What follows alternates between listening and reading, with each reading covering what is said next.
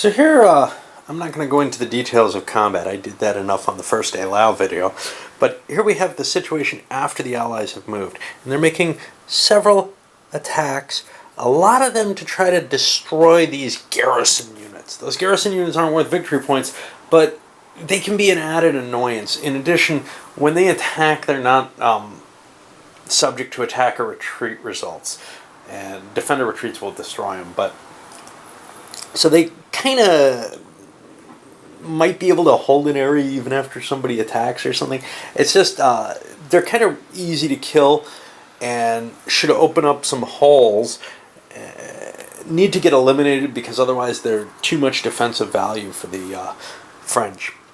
So pretty much I've looked for where I can and or must, in the case of say the Prussians, attack and just try to get some advantage there. And while they may not be worth victory points, as far as I can tell, they are worth morale points. So a couple of these losses, this is 6 morale points gone. Add to that some retreats that had to take place. Now we do see the Austrians were pushed back here and failed to take this. We're talking about 9 strength points, attacking 1 doubled again is 4, 2-to-1 table. That was fairly likely, to be. A certain number of those are going to fail no matter what, is basically what it comes to. But what we do see then is the Austrians have gained 3, the Russians have gained a couple, the Prussians have gained a couple, and the French are down to 21 points. Their morale is significantly weaker, and they're in a position where maybe they're being pushed back a little harder. Now, to win this scenario, what do you need? Well, you need victory points based on the holding it out. Primarily based on just casualties. Now, there are no points for these things, but these are still dead, which means they're going to reduce the French morale from that 50 points, which is potentially important. Anyway, we're on to the French turn, and they got to figure out what to do to try to defend themselves, how to pull in. So the French positioning, calculated to try to regain some of that morale point, making some significant attacks up here, in through here, some attacks on the Russians as well. And part of the point here is to drive the Allied morale down so they can't start bringing their reserves in. Well, we saw some definite effects here. One Austrian unit disrupted, i.e. eliminated, brings another one in for free. Otherwise, the points kind of swung. The French were able to restore a lot of their positions, so they knocked the Russians and Prussians back sufficiently that there's no reinforcements coming in for them. The Austrians have a couple more units they can draw out of their counter mix at this point, spending the points and bringing more forces up. Are we seeing a strong defense here? Well, I don't know. We're seeing some definite strength here. Like, this is 24 points. How do you knock 24 points out of the way? You can go 1-to-1. You might just be burning your morale on that. It's one of the tough things of the game is after the French kind of solidify a little bit, it's really hard to push them around because they've got the city. Of course, if you do succeed, they can hurt themselves as they kind of did here, running away from the Austrians. So again, the odds table is pretty random. It's not as destructive as, say, an Avalon Hill one with low odds attacks. Here it feels like you want to make these low odds attacks, but, a string of good luck or bad luck can really change the game heavily. Anyway, we're at the end of the first turn, and we're there, and we get to listen to some C-rap, courtesy of my wonderful neighbors. And the French positioning is moving to try to get back into the main area of Dresden across the river, but they had to make an attack here. And they're also forced into an attack here, which they're trying to leverage. If they get this right, they will destroy these pieces permanently, which means they'll be worth victory points. Elsewhere, this isn't a terribly good attack, but up here they've got a couple of nice ones, including more bombardment, as they're moving the old guard artillery forward. See if they're able to, push and do some serious damage here. And oops. Got so used to running the French last time that doing them first, that I came in and just started with them. It's not their turn. Crap. I'm gonna have to try to put things back. Well, I think I kind of more or less managed it, although I'm pretty sure these were here. And now the Austrians are going to activate a couple of their units, and they paid the points for that, and they'll come marching forward and see what they can do. I'm not really sure, because I'm not sure I had things right. So the Allies were forced into a number of kind of low odds attacks, and we're seeing the effect on the Allied forces. Yeah, the Austrians pulled some up, but it's not gonna make up for, you know, the risk of demoralization that's coming upon them. And the French could easily hit them and take advantage of the advantages of the demoralization. We're going to see what happens there. Largely, the French were able to pursue some advantages using bombardment against the Russians, driving one unit back. This one didn't work. And then an attack on the Prussians, which they actually advanced for. However, here, they were driven back. The Austrians don't want to advance, even though their morale is kind of low. Actually, the Allied morale as a whole is kind of low, and this is the painful thing in the game. The Allies are in this situation where if they, you know, they have to attack to try to break the French on the early days, because the later it goes, the harder it's going to be. But they're not in great shape to do this. Now, if they can route their army across the board, at the very least they'll get their reserves in play, which makes it a little more possible in the second day. We'll see. I've not seen the Allies ever win this. Keep going.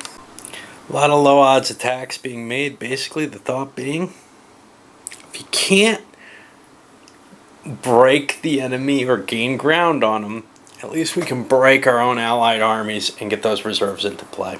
I know that seems really a little counterintuitive to how you should be playing, because they're, you know, if your army's breaking, you're probably taking heavier casualties, etc. This is how this game plays, though. Anyway, a lot of low odds attacks. One kind of nice one where there was one somewhere, I think. Not really. Everything's kind of 1-to-1, so that's not too good. This guy didn't make it up yet, did he? 1, 2, 3, 4. All right. Well, some limited success, actually. Not so much on the Austrian side. They pushed here, but got knocked back here. The Prussians got knocked back, but it's not enough to get them down to where they need to be. But the Russians advanced and took a fort, and that's going to force an attack here. Actually, the Prussians won their battle as well and got knocked forward, or did not get knocked forward, but they didn't get knocked back. And the French, well, they don't need to advance. They don't need to be right at the edge of the town. It's kind of cool, but what the hell. And the French are kind of in this tricky position too, because they don't really want to demoralize the enemy forces. For the same reason that the enemy want to demoralize themselves, the French don't want to. And it becomes this kind of, you're playing exactly for what you don't want to be doing. Now, you do want to destroy enemies when you can, but here it was kind of I don't want to get demoralized particularly, because bad things could happen if the French get demoralized, but I think I can hold out as long as neither side's demoralized. So I would rather not demoralize the enemy, because I don't want to free all these up for the next day. It's painful, the interplay here just does not please me. And the net result, well, not a lot's happening. The French chased it back into the fortress. They got knocked back here. Nobody's getting broken, no, it doesn't look like. And now we got a bunch of reinforcements coming in, especially for the French, and it's going to be a lot harder for the Allies to be able to push anything going here. This is how it always plays out, and I'm not too thrilled about that. Okay, so in this morning, I get up earlier than I need to start working, so it's horrible. I used to be able to get right to work pretty soon after I woke up, but there's just too much noise here to stay asleep. All right, and now I don't start until 8. So what's going on here is the Allies are attacking in a lot of what are really 1-to-1, in some cases even 1-to-2 odds. The table's not that bad for it. In part, it's either to gain some territory, maybe for the next day, maybe for today, but also there's the, if I break my armies, it's only a good thing at this point. It's late enough in the day, I really do actually want to break them. I don't think, worst comes to worst, I can pull back. If I don't gain territory, but I break my army, I can pull back and I can, grab all my reinforcements that come from here. It's a hard thing to manage, though. I found it's tough to break your army in the first day, and it's a stupid goal, but that's what we're doing. Well, the easier to break Prussian and Russian armies are dropping way down. They both failed in their singular attacks. The Austrians, however, actually made some ground. They lost up here, but they took fortifications in both these locations and drove the French morale way down, which, of course, if you can break the French on the first day, that's kind of cool because you can force them to make attacks with that odd shift against them. The French have a harder time forcing the Allies to make an attack. They have to come out of the city to do so, and the advantages or disadvantages of that may be low enough that they don't want to. Anyway, on to the French turn. The French push forward and make their attack commitments here. None of them are great odds either. They are going to continue bombarding the Russians. They don't mind breaking an army. Their thought is, if they can break an army, they can push out and make an attack against it. And in a limited salient like the Russians, hey, why not? Well, some of those attacks the French army made, that was enough to actually break them. And they're down to 0 morale. They can't recover from that until the end of the day. And that's going to be some serious hampering on their ability to counterattack, which may mean that they're in trouble. Does bring the old guard back into play automatically, and they're going to get reinforcements on this 5th turn. So I actually doubt that they're in a lot of trouble here, but we'll see. Mainly the Prussians and Russians don't have enough force to be able to maintain an assault, and the Austrians may not. The Austrians may have difficulty pushing forward, but they have a decent amount of points left. I don't see breaking them too easily. Either way, though, I've got to push. As long as I'm only making 1 to 2 odds or better, it's fairly safe to attack. Anything less than that is dangerous because you could actually lose real units. Of course, losing units could mean going into the disrupted box, which means they come back anyway, which isn't that terrible a thing, right? Alright, I'm going to load this one up, and I guess we'll just press onward.